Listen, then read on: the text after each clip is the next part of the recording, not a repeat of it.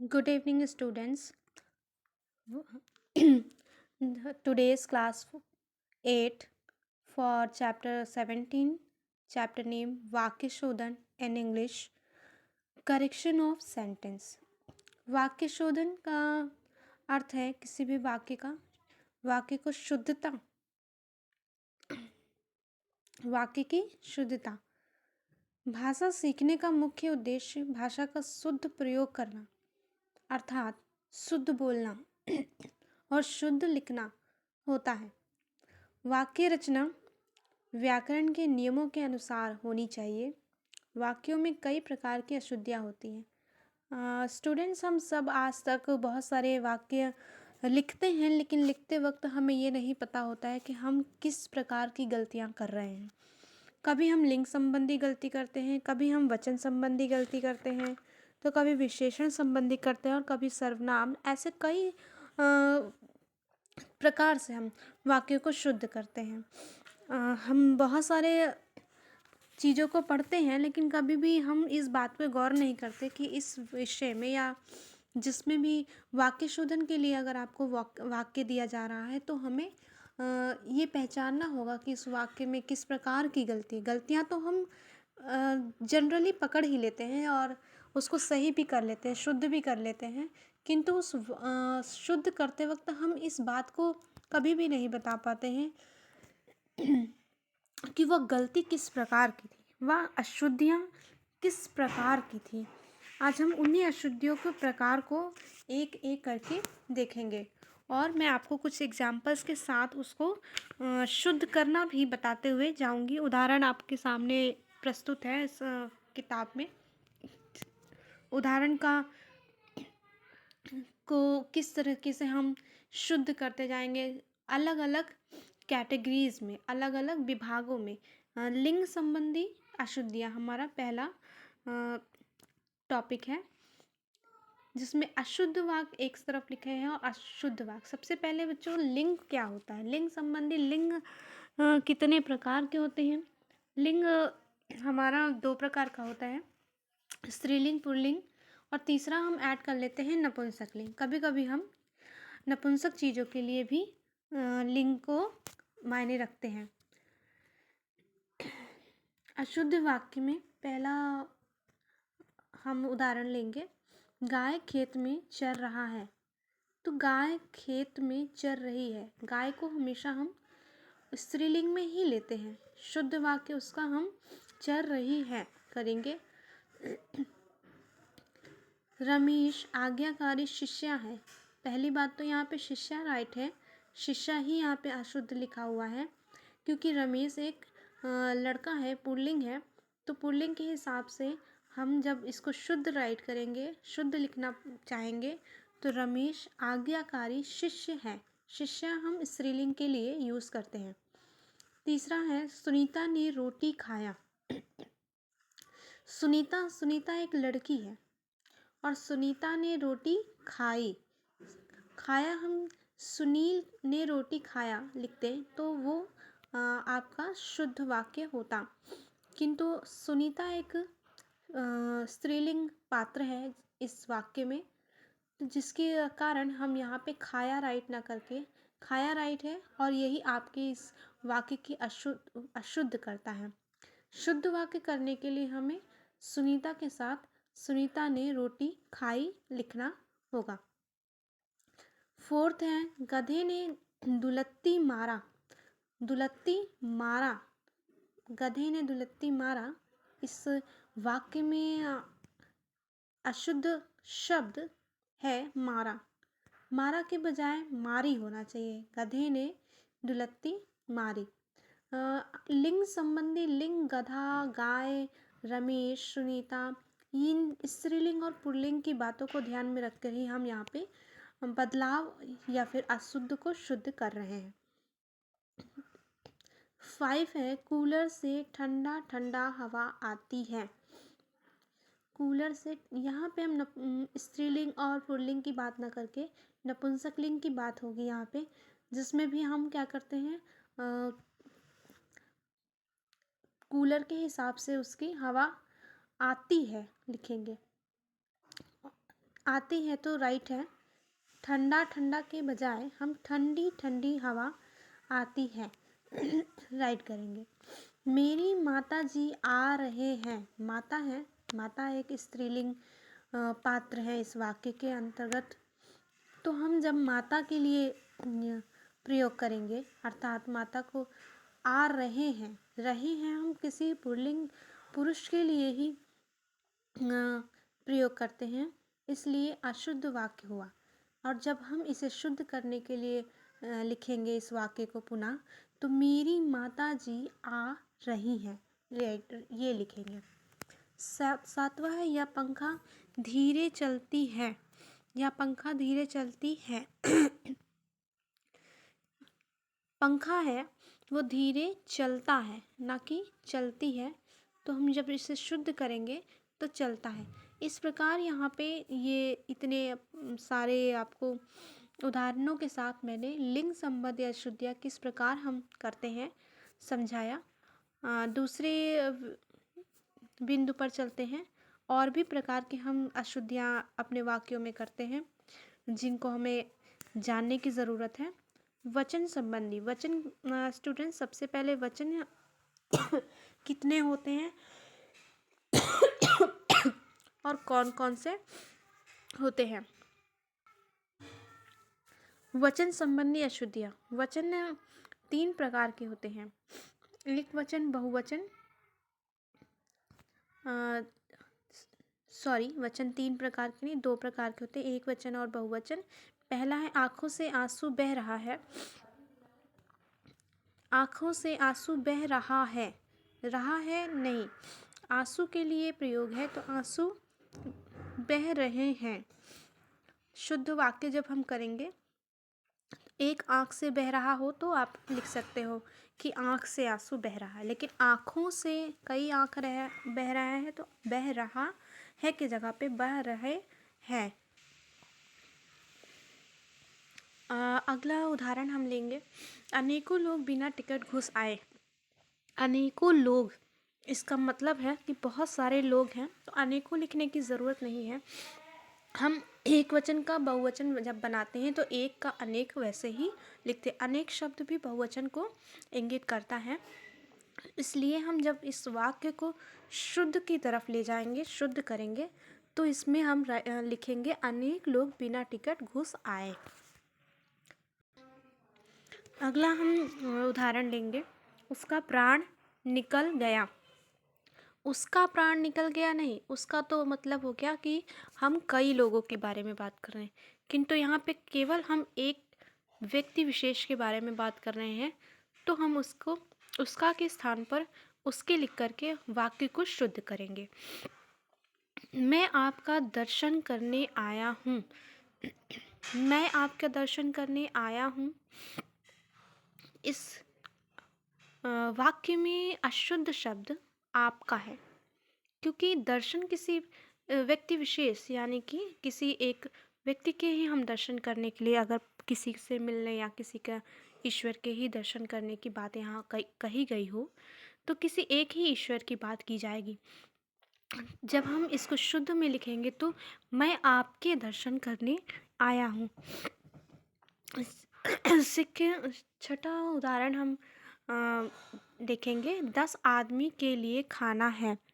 10 आदमी शब्द हम किसी एक पुरुष के लिए ही इस्तेमाल करते हैं, जबकि हमें 10 आदमी, 10 का अर्थात है एक से अधिक लोगों की बात की जा रही है यहाँ पे वाक्य में। जब हम इसे शुद्ध वाक्य की तरफ ले जाएंगे तो हम 10 आदमियों के लिए खाना लिखेंगे। आदमी के स्थान पर आदमियों का परिवर्तन करके वाक्य को हम शुद्ध करेंगे। 7वां है कुत्तों जोर जोर से भौंकता है। कुत्तों कहने की अर्थात बहुत सारे कुत्तों की बात की जाए और केवल एक कुत्ता के लिए बात की जाए तो वहाँ पे हम कुत्ते जोर जोर से भौंकते हैं। बहुत सारे कुत्तों नहीं लिखना, वचन के अनुसार कुत्तों नहीं लिखा जाता। उसके स्थान पर हम कुत्ते जोर जोर से भौंकते हैं लिखते हैं, शुद्ध कर कर वाक्य। आ जाइए हम अब नेक्स्ट बिंदु पर चलते हैं। अगले कारक संबंधी अशुद्धियाँ। कारक संबंधी अशुद्धियाँ। कारक, सर्वप्रथम हम कारक के विषय में जानेंगे। कारक 8 प्रकार के होते हैं। कर्ता ने कर्म को करण से संपादन के लिए अपादान का के की रे संबोधन हे पर आदि। पहला उदाहरण लेंगे। कारक आपने 8 प्रकार के मैंने बता दिया, और आप कारक के अनुसार अब हम किस प्रकार से वाक्यों को शुद्ध करेंगे, ये मैं आपको इन उदाहरणों के साथ बताते जाऊंगी। पहला है पक्षी आकाश पर उड़ते हैं। तो आकाश पर शब्द आया है। पर शब्द आपका आकाश पर कोई छत पर की बात की जाए तो यहाँ पर करेक्ट होगा, किंतु आकाश पर उड़ने के बजाय पर के स्थान पर हम में का परिवर्तन करके वाक्य को शुद्ध करेंगे। पक्षी आकाश में उड़ते हैं। बच्चे छत में कूद रहे हैं। बच्चे छत में का अर्थ यहाँ पर अंदर से लिया जाएगा, किंतु छत ऊपर की होता है, इसलिए हम यहाँ पर में के स्थान पर बदलाव पर लिख करके करेंगे और वाक्य को शुद्ध करेंगे। हम अगला उदाहरण देखेंगे। सावित्री ने पत्र को लिखा। अगर सावित्री ही पत्र लिख रही है तो को जैसे शब्द को लिखने की आवश्यकता नहीं थी यहाँ पर, इसलिए ये वाक्य अशुद्ध था। वाक्य को शुद्ध करने के लिए हम लिखेंगे सावित्री ने पत्र लिखा। अनावश्यक कारक को हम नहीं जोड़ते हैं।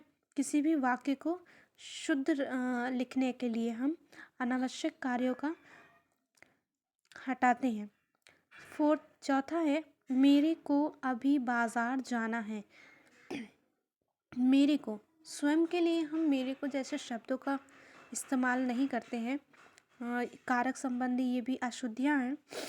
हम इसके स्थान पर लिखेंगे मुझे अभी बाजार जाना है। ऐसा परिवर्तन करके वाक्य को हम शुद्ध करते हैं। पांचवा है आपका अजय से बिजनौर जाना था। अजय से बिजनौर जाने की बात को हम क्या से की जगह पे, क्या अजय से बिजनौर जाना था? नहीं, से के स्थान पर हम परिवर्तन करेंगे को। अजय को बिजनौर जाना था। और इस प्रकार हम इस कारक संबंधित वाक्यों को शुद्ध करते हैं। नी, में, पे, पर, मेरे, से, ये सारे कारक संबंधी वाक्य में अशुद्धियाँ थी, जिन्हें हमने शुद्ध करके शुद्ध वाक्य बनाए। आगे हम बढ़ते हैं सर्वनाम संबंधी अशुद्धियाँ। सबसे पहले सर्वनाम शब्दों के विषय में जानेंगे। मैं, तुम, हम, तुम्हें, हम दोनों जैसे शब्दों का हम प्रयोग करते हैं संज्ञा के स्थान पर। अब हम उसके कुछ उदाहरण देखेंगे और करके दिखेंगे कि किस प्रकार हम सर्वनाम संबंधी अशुद्धियों को दूर करके वाक्यों का शोधन करते हैं या वाक्यों को शुद्ध करते हैं। पहला है मैं 3 भाई हूँ। मैं के स्थान पर मैं खुद को इंडिकेट करने के स्थान पर हम 3 भाई हैं लिखेंगे। मैं मेरे घर जा रहा हूँ। मैं मेरे घर जा रहा हूँ, इसके स्थान पर हम लिखेंगे मेरे के स्थान पर सर्वनाम अशुद्धियाँ है जो अपने घर जा रहा हूँ लिखेंगे। तीसरा है तुम तुम्हारी पुस्तक पढ़ो। तुम तुम्हारी पुस्तक पढ़ने के स्थान पर हम लिखेंगे तुम्हारी के स्थान पर तुम्हारी शब्द ही इस वाक्य की अशुद्धि है, अशुद्ध वाक्य शब्द है, और इसे हम शुद्ध कर करके वाक्य को पूरा संपूर्ण रूप से शुद्ध करेंगे। तुम अपनी पुस्तक पढ़ो। फोर्थ है तेरे को मना किया है। तेरे को स्थान पर हम लिखेंगे तुझे मना किया। अगला हम आएंगे विशेषण संबंधी अशुद्धियाँ। सर्वप्रथम हम जानेंगे विशेषण क्या है। विशेषण हम जब किसी भी क्रिया की विशेषता बताते हैं कि या किसी भी कर्ता या क्रिया की विशेषता बताने वाले शब्दों को हम विशेषण कहते हैं। और इसी यहाँ पर विशेषण जो भी बताई जा रही है विशेषण संबंधी अशुद्धियाँ, उन्हें हम शुद्ध करके कुछ वाक्यों के द्वारा समझने का प्रयास करेंगे। तो सर्वप्रथम हम पहले बिंदु पर आते हैं। आज की ताज़ी खबरें सुनो। आज की ताज़ी खबरें सुनो के स्थान पर हम ताज़ी के स्थान पर ताज़ा करेंगे। ताज़ी शब्द विशेषण जो है ये अशुद्ध वाक्य है, इसी को हम शुद्ध करेंगे। आज की ताज़ा खबरें सुनो। दूसरा है यह इतिहास घटना है। घटना कैसी है हमारी? इतिहास घटना। इतिहास घटना की विशेषता बता रहा है, किंतु इतिहास शब्द अशुद्ध लिखा हुआ। इतिहास के स्थान पर हम लिखते हैं ऐतिहासिक घटना है। यह एक ऐतिहासिक घटना है, ये शुद्ध वाक्य हो जाता है। तीसरा हम देखेंगे भूखा बच्चा को दूध पिलाओ। भूखा बच्चा नहीं, किसी एक बच्चे की बात की जा रही है और वो बच्चा भूखा है, तो उसके हम शब्द विशेषण संबंधी शब्द है, तो इसको हम शुद्ध करेंगे। तो लिखेंगे भूखे बच्चे को दूध पिलाओ। इस प्रकार हम वाक्य की शुद्धता को पुष्ट करेंगे। चौथा है शेर विभत्स होता है। विभत्स का मतलब ही होता है घिनौना, किंतु शेर विभत्स से नहीं होता है। विशेषण उसकी शेर की विशेषता क्या होगी? शेर भयानक होता है। विभत्स के स्थान पर हम भयानक शब्द का इस्तेमाल करके वाक्य को अशुद्ध से शुद्ध बनाएंगे। पांचवा है या कमीज सबसे उत्तम है। कमीज सबसे उत्तम है जैसे शब्द लिखा है। जब कमीज उत्तम है तो सबसे जैसे शब्द को निकालना होगा इसमें से। सबसे प्रविशेषण हो जाता है। या कमीज उत्तम है तो हम यहाँ पे प्रविशेषण शब्दों को हटा करके विशेषण संबंधी अशुद्धियों को दूर करेंगे और उसे वाक्य का शोधन करेंगे। क्रिया संबंधी अशुद्धियाँ। क्रिया सर्वप्रथम हम जानेंगे कि क्रिया क्या होता है। जब वाक्य में किसी कार्य की बात की जाए तो वो हमारा क्रिया होता है। और क्रिया संबंधी अशुद्धियाँ दूर करके ही हम क्रिया संबंधी अशुद्धियों को दूर करने के लिए हम कुछ उदाहरणों का पढ़ेंगे और उनसे क्रिया संबंधी अशुद्धियों को दूर करने के लिए समझेंगे किस प्रकार हम दूर करते हैं। पहला है सारी सहेलियां बाजार जावेंगी। सारी क्रिया संबंधी जाना होता है। क्रिया यहाँ इस वाक्य में क्रिया शब्द है जाना, और जावेंगी जैसे शब्द इस्तेमाल हुआ है ये अशुद्ध है। इसे हम शुद्ध लिखेंगे तो लिखेंगे सारी सहेलियां बाजार जाएंगी। दूसरा है घोड़ा सरपट चलता जा रहा है। घोड़ा सरपट, घोड़ा कभी भी सर्वप्रथम होता है। घोड़ा की क्रिया चलना नहीं होता, घोड़ा की क्रिया दौड़ना होता है। तो हम क्रिया संबंधी अशुद्धियाँ दूर करते हुए वाक्य को शुद्ध करने का प्रयास करेंगे। तो लिखेंगे घोड़ा सरपट दौड़ता जा रहा है। तीसरा है कक्षा के छात्र गाना गा रहा है। छात्र गाना गा रहा है, एक छात्र की बात की जा रही है, तो छात्र गाना गा रहे हैं लिखेंगे। चौथा है वह आता आता रुक गया। वह किसी एक व्यक्ति की विशेष के बारे में बात की जा रही है, तो वह आते आते रुक गया। अगला बिंदु है और आखिरी बिंदु हमारा इस पाठ से है कि पदक्रम संबंधी अशुद्धियाँ। पदक्रम, हम वाक्य तो बनाते हैं किंतु उसमें पदों का अगर क्रमागत ना रखा जाए तो उस वाक्य का अर्थ नहीं निकलता है। तो हम पदों को सही स्थान पर करेंगे, तभी हमारा उस वाक्य का सही अर्थ या वह वाक्य हमारा शुद्ध कहलाएगा। बच्चे को काट कर सेब खिलाओ के स्थान पर हम पहले सारे पदों को उसके सही स्थान पर रखेंगे और तब वाक्य का अर्थ समझेंगे। सब सर्वप्रथम सेब काट, बच्चे को काटा नहीं जाता है, सेब को काटा जाता है, तो हम लिखेंगे सेब को काट कर बच्चे को खिलाओ। दूसरा पॉइंट है, यहाँ अशुद्ध गाय का दूध मिलता है।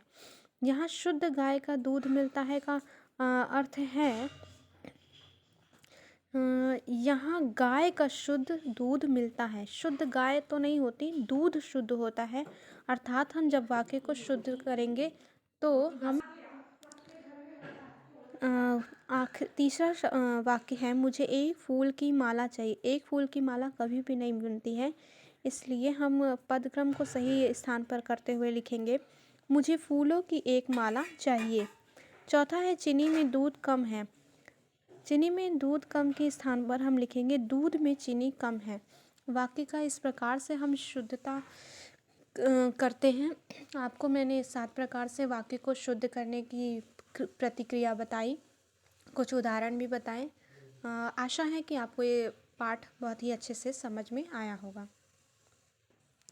ये सारे शब्दों को पहचान, सर्वप्रथम हमें वाक्यों में किस प्रकार की अशुद्धियां हैं उसको पहचानना चाहिए, उसके बाद हमें उन अशुद्धियों को दूर करने का प्रयास करना चाहिए।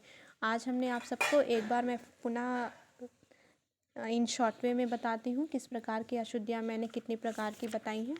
लिंग संबंधी अशुद्धियाँ बताई हैं, वचन संबंधी अशुद्धियाँ बताई हैं, कारक संबंधी अशुद्धियाँ बताई हैं और सर्वनाम संबंधी अशुद्धियाँ। पाँचवा है विशेषण संबंधी अशुद्धियाँ, छठा क्रिया संबंधी अशुद्धियाँ और सातवां पदक्रम संबंधी अशुद्धियाँ। इनके अलावा भी बहुत सारे अशुद्ध वाक्य होते हैं जिन्हें हम अन्य अशुद्धियों में पढ़ते हैं।